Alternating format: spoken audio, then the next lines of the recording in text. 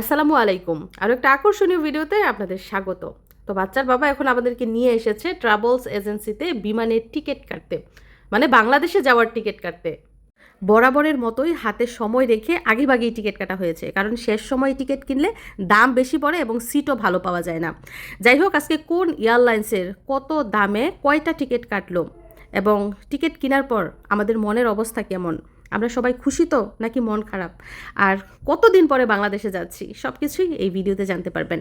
আর এখন সময় হচ্ছে রাত 8টা। বরাবরের মতো আজকেও রাতে বের হয়েছি, কারণ দিনের বেলা মিশারির আব্বুর অফিস থাকে, তাই সন্ধ্যার পর আমাদেরকে নিয়ে বের হয়েছে। এবং হাতে কিন্তু অনেক কাজ রয়েছে, কেনাকাটা করতে হবে, যেহেতু দেশে যাব। কার জন্য কি কিনবো, নিজেদের জন্য কি কিনবো, কি গুছাবো, কত যে ঝামেলা। তো আজকে থেকেই সব কিছু শুরু করে দিব। তো সৌদি আরব থেকে বিদায় নেওয়ার জন্য এখন আমরা অবস্থান করছি ট্রাভেলস অফিসে, যেখানে কিছুদিন আগেও এসেছিলাম।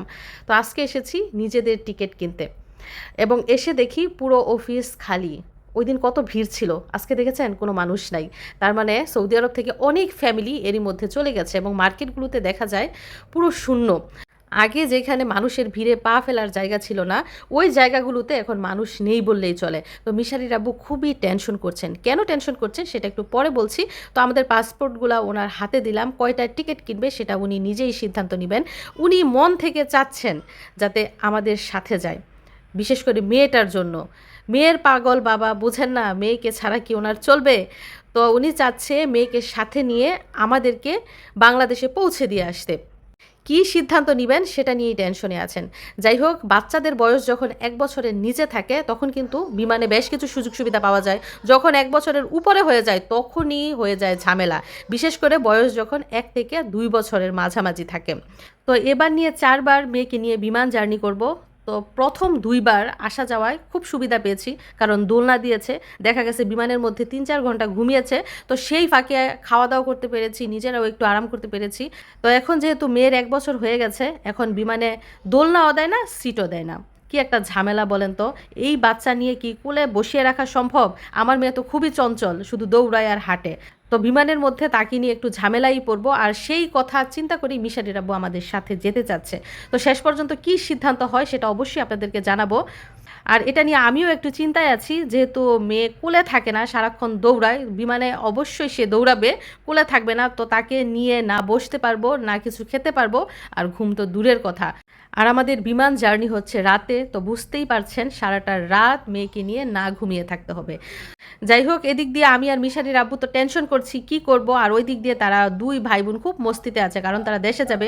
যদিও মিশরাত বুঝতে পারছে না, কিন্তু সে খুব ফুর্তি করছে, পাসপোর্ট নিয়ে দৌড়াদৌড়ি করছে। মানে সে না পারে আজকেই চলে যাবে বিমানে উঠে। তো মিশারির বয়স যখন 3 বছর তখন থেকে সৌদি আরব আসছি, বিশ্বাস তো করবেন না, আমার ছেলে এত ঠান্ডা, একটুও ডিস্টার্ব করতো না, সুন্দর করে নিজের সিটে বসে থাকতো, এবং এখনও পর্যন্ত সুন্দর করে বসে থাকে। আর মেয়েটা আল্লাহ, 3 মাস বয়স থেকে বিমানে উঠতেছে, তো খুব চঞ্চলতা। যাই হোক, আসার সময় তো আমাদের সাথে মানুষ থাকে। মেয়ে হওয়ার পরে যে 2বার আসলাম, 2বারই আমাদের সাথে মানুষ ছিল, এবং যাওয়ার সময় তো মিশারির আব্বুর সাথে থাকেই। কিন্তু এইবার উনি বলছেন 5 দিনের ছুটি নিয়ে হলেও যাবেন। এখন আপনারাই আমাকে বলেন, এত টাকা খরচ করে 5 দিনের জন্য দেশে যাওয়া কি ঠিক হবে? আসা যাওয়াই তো 2 দিন চলে যাবে, মাঝখানে থাকবে 3 দিন। এখন আপনারা কমেন্ট করে আমাকে জানান তো ওনার সিদ্ধান্ত কি ঠিক আছে কিনা, নাকি না গেলেই ভালো হবে। কারণ কত কত ফ্যামিলি যাচ্ছে না হাজব্যান্ড ছাড়া, হাজব্যান্ড ছাড়া শুধু বাচ্চা নিয়ে বিমান জার্নি করছে না। হয়তো বা কষ্ট হয়, তারপরেও তো হাজব্যান্ড সাথে যায় না। তো আমিও মনে মনে চিন্তা করছি যে এবার আমি একা যাব, 2 বাচ্চা নিয়ে একা যাব, দেখি কেমন লাগে। আর কষ্ট তো করতেই হবে, জীবনে স্ট্রাগল না করলে কিচ্ছু হয় না। এখন আসেন মূল কথায়। অনেকে হয়তো বা অপেক্ষায় আছেন আমরা কোন এয়ারলাইন্সে কত দামে টিকিট কিনলাম সেটা জানার জন্য। তো আপনাদের আরেকটা বিষয় মনে করিয়ে দেই, যারা অ্যাডাল্ট মানে যাদের বয়স 12 বছরের উপরে, তাদের টিকিটের দাম কিন্তু একদম ফুল, এবং যাদের বয়স 2 থেকে 12 বছরের মধ্যে তাদের টিকিটের দাম হচ্ছে 50%, এবং যাদের বয়স 2 বছরের নিচে মানে আমার মিশরাতুল জজমের মতো, তাদের টিকিটের দাম হচ্ছে 25%। তো সেই হিসাব করেই কিন্তু টিকিট কিনা হচ্ছে।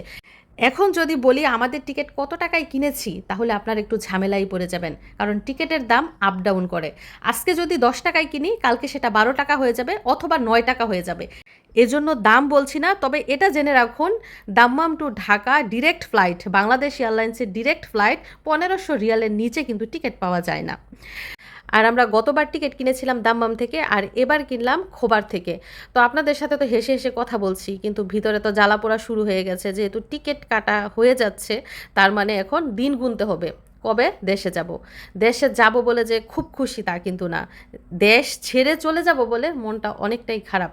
যদিও হাতে বেশ কিছুদিন সময় আছে, তারপরও ভিতরে ধুকপুকানি শুরু হয়ে গেছে, যেহেতু জেনে গেছি কোন তারিখে কবে যাব।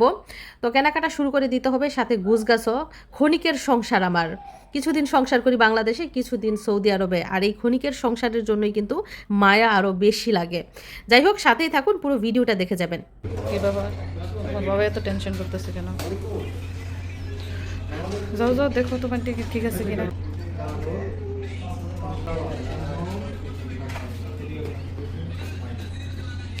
যাও যাও, দেখো ঠিক আছে কিনা, দেখে নাও।